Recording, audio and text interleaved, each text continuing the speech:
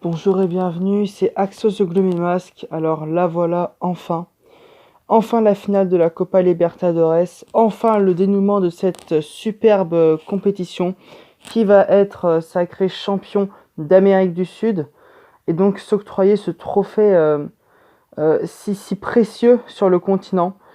Alors donc, comme on le sait, la finale oppose Santos à Palmeiras. Donc la vidéo va se diviser en trois parties, hein, très rapidement. D'abord un petit topo au niveau des statistiques de la compétition. Puis on va revenir sur le parcours respectif de chacun des deux finalistes, en faisant notamment un débrief de la demi-finale.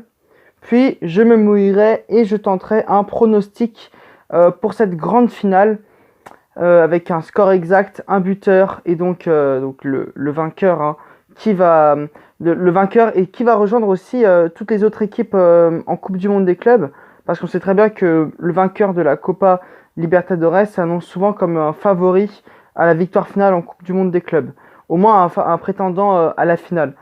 Donc c'est ce qu'on va voir tout de suite.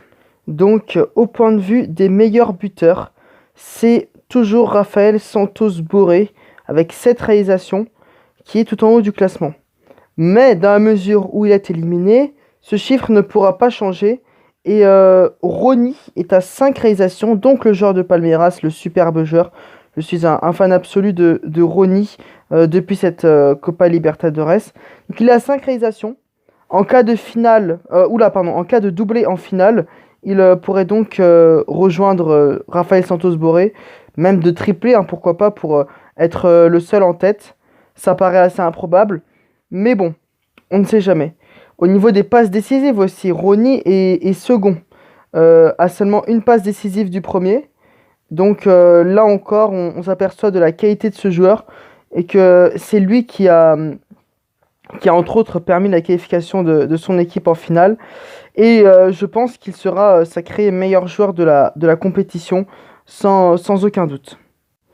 Marinho, donc le joueur de Santos, reste aussi un très bon joueur. Et par exemple, SofaScore, qui est une application qui regroupe toutes les différentes statistiques au cours des matchs, le déclare comme étant le troisième meilleur joueur de la compétition en termes de moyenne générale. Donc ça se base sur plusieurs choses, les passes réussies, les occasions franches créées, etc. Donc Marinho est un joueur qui a énormément d'impact sur le jeu. Au point de vue des meilleures équipes, alors Palmeiras est la deuxième meilleure attaque de la compétition avec juste derrière River Plate. À un but de River Plate, River Plate à 33 et Palmeiras à 32. Donc si jamais Palmeiras marque, ils seront meilleure attaque de la compétition.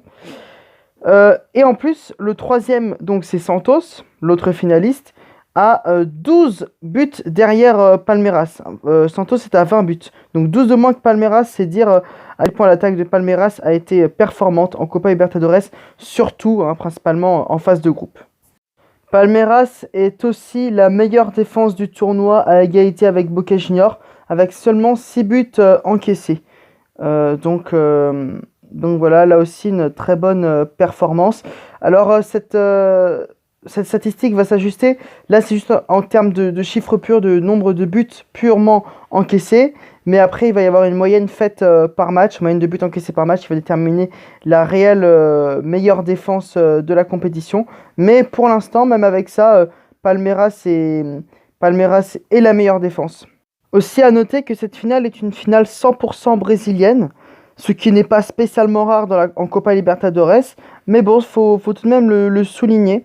La Brasileirão Série A a été un très bon championnat ces dernières saisons, donc c'est somme toute assez logique. Donc le parcours de la première équipe, Palmeiras, historiquement parlant, je rappelle, c'est une équipe qui a remporté la Copa Libertadores en 1999, mais qui avait au préalable perdu quelques finales. Ça va être sa 5e finale, voilà, c'est ça. Ils avaient déjà perdu 2 finales avant de remporter le titre, puis de perdre en tant que tenant du titre en finale en 2000 face à Boca Juniors. Donc ils étaient dans un groupe pas très très relevé avec Guarani, Bolivar et Tigres. Et Tigre, ouais, une espèce de club pas très connu, bref. Ils ont donc fini premier du groupe à 16 points. Un groupe donc ils ont très largement su dominer. Seul Guarani a réussi à leur tenir tête. Puis en huitième de finale, ils ont bénéficié du meilleur tirage, on va pas se mentir, le club Delphine, à qui ils ont laissé aucune chance, avec notamment un 8-1 hein, en cumulé. Au match retour, il y a eu 5-0. En quart de finale, ils ont éliminé le club Libertad sans trop de difficultés non plus. Puis ils ont sorti River Plate, donc l'un des grands favoris de la compétition. J'en avais parlé. Et, euh, et autant Palmeiras s'est affirmé comme, pour moi, le grand favori de la compétition à partir des huitièmes de finale. Autant j'avais un doute sur leur qualification en finale face à River Plate, car River Plate montrait un très très bon niveau. Néanmoins, ils ont totalement plié, ils ont totalement rompu, sombré à domicile et ont perdu 3-0, donc un score très très lourd, ce qui laissait peu de chance aux Argentins au match retour. Néanmoins, ils ont gagné 2-0 le match retour, ou plutôt Palmeiras a perdu le match retour 2-0. Ce qui est dommage, ils ont eu vraiment très très chaud. Au final, ils sont qualifiés, 3-2 en cumulé, et River Plate s'est fait éliminer donc en demi-finale. Mais River Plate n'atteindra pas la finale hein, pour la première fois depuis 2017. Mais Palmeiras a vraiment eu chaud aux fesses. Et on a vu quelques lacunes dans ce match. Néanmoins, ça ne remet pas du tout en cause leur niveau. Juste que River Plate, hein, ils sont assez revanchards et c'est pas une équipe que tu élimines comme ça. Hein. C'est pas une équipe où tu plies le match à l'aller, c'est bon, tu peux gérer au retour. Non. Donc une qualification un peu dans la douleur en finale, mais sinon un parcours géré de A à Z, un groupe survolé, un huitième et un quart de finale surdominé, l'élimination d'un grand favori avant d'atteindre la finale. Tout est bon donc pour Palmeiras. Et donc en face on a Santos. Et autant dans certaines finales on a des parcours totalement différents et des enjeux totalement différents aussi. Comme c'est le cas par exemple...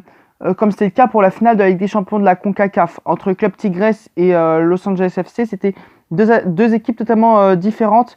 Ils ne percevaient pas la finale de la même manière. Là, Santos et Palmeiras se valent du point de vue où Santos aussi a parfaitement su gérer son parcours. Et surtout, ce sont deux équipes qu'au final on n'attendait pas là. C'est vraiment un pur bonus cette finale de Copa Libertadores. Santos paraît néanmoins un peu plus surprenant, un peu plus outsider que Palmeiras. Santos Football Club d'ailleurs, sont eux à leur recherche de leur quatrième titre dans la compétition. Ils ont déjà remporté 3 fois le trophée. Et ils l'ont remporté dans les années 60, puis en 2011 avec Neymar. Donc 2 fois, je crois, hein, en 62 et 63. Ou 63-64 par là. Et donc en 2011 avec Neymar, c'était face à Peñarol. Donc Santos, eux, s'est placé dans le groupe G, je crois, avec Defensa et Justicia. Donc c'est un club qui s'est fait éliminer en phase de groupe, mais qui a atteint la finale de la Copa Sudamericana, qui va la jouer d'ici 2 jours face à Lanús. Ils étaient aussi dans le groupe du club Olympia, un club habitué à la compétition, et du club Delphine, qui était pas le petit nouveau, mais un club qui ne participe pas trop souvent à la Copa Libertadores. Et donc Santos a fini premier du groupe. Premier du groupe avec 16 points, pareil que Palmeiras, donc un groupe surdominé. Ils n'ont laissé aucun doute, aucune place au doute pour une éventuelle élimination. Et donc c'est avec ce statut de premier de groupe, de tête de série, que Santos a envisagé les huitièmes de finale. En fait, ce qui caractérise Santos, c'est vraiment l'efficacité de son attaque. C'est-à-dire que les 3 de devant, c'est vraiment 3 snipers.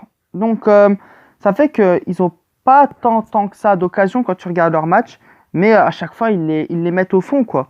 Et ils sont vraiment tueurs. Et des fois, le score, il est lourd.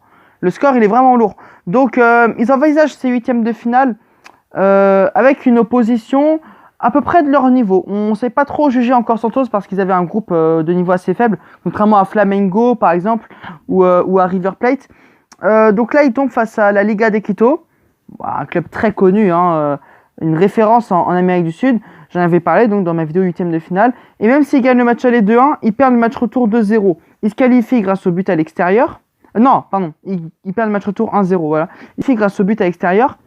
Mais bon, on était un petit peu mitigés. Voilà, ils n'ont pas écrasé la Liga de Quito. Mais ils sont en quart de finale, c'est le principal. Et là, ils rencontrent Grêmio. Et la catastrophe industrielle pour Grêmio, une question 4-1 au match retour. Une qualification plus que facile. Même si le match aller avait été accroché, mais bon, c'était à l'extérieur. Et enfin, donc cette demi-finale face à Boca Juniors. J'avais pronostiqué la qualification de Santos, mais là, c'est assez déconcertant. Boca Juniors n'a même pas réussi à mettre un seul but à Santos, parce qu'il y a eu 0-0 au match aller et 3-0 pour les Brésiliens au match retour. Superbe victoire, ultra convaincante de Santos. Vraiment, personnellement, ils ont fait une meilleure demi-finale que Palmeiras, je trouve. Après, ça ne veut rien dire, mais ouais, Boca Juniors, pourtant qui est une équipe solide et qui vient de remporter la Copa Diego Armando Maradona, n'a vraiment, vraiment ils ont pas montré grand chose face à Santos, et Santos se qualifie pour la finale parfaitement facilement. Nous nous retrouvons donc avec cette magnifique finale. Palmeiras contre Santos. Qui va s'imposer? Le dénouement enfin de cette Copa Libertadores incroyable. J'aurais couvert l'événement avec mes vidéos depuis les huitièmes de finale. Je suis vraiment content, ça m'a beaucoup plu. Franchement, quoi qu'il en soit, quel que soit le vainqueur, ça m'a beaucoup plu. Je suis de parfaite objectivité.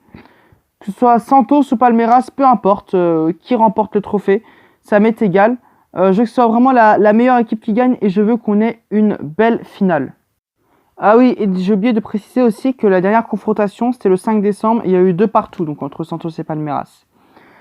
Pour moi, je mise sur une victoire de Santos. Je pense que Santos peut remporter cette Copa Libertadores. Alors, ils ne sont pas favoris. Hein, ils sont cotés à la victoire de Santos est cotée à 3,80. 3,80 la victoire de Santos. Donc, c'est haut. Le match nul coté à 3. Et à 2,45 la victoire de Palmeiras.